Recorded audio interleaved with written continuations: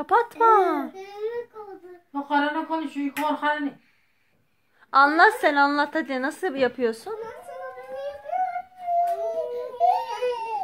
Saçlarını çek önünde.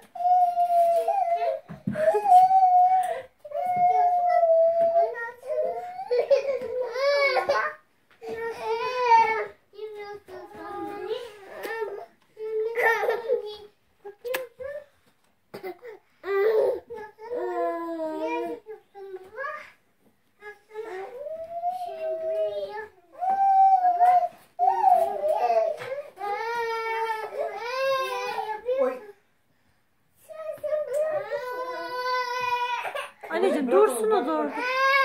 İşine mani oluyor. Çocuk taşa. Onun yanında o değil.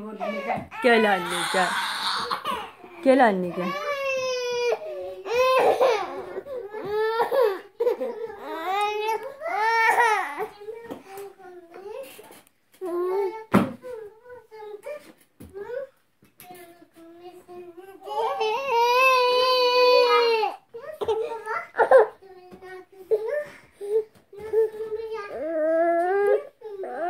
Hani yoruldun yavrum benim.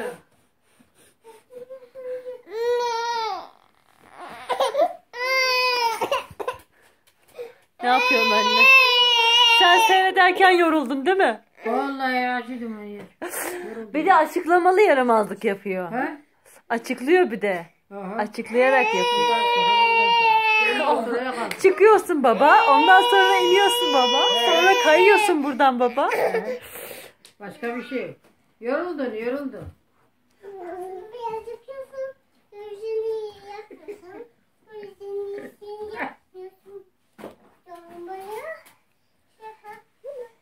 Anneciğim tamam yoruldun ama. Acıyorum seni yapma yavrum.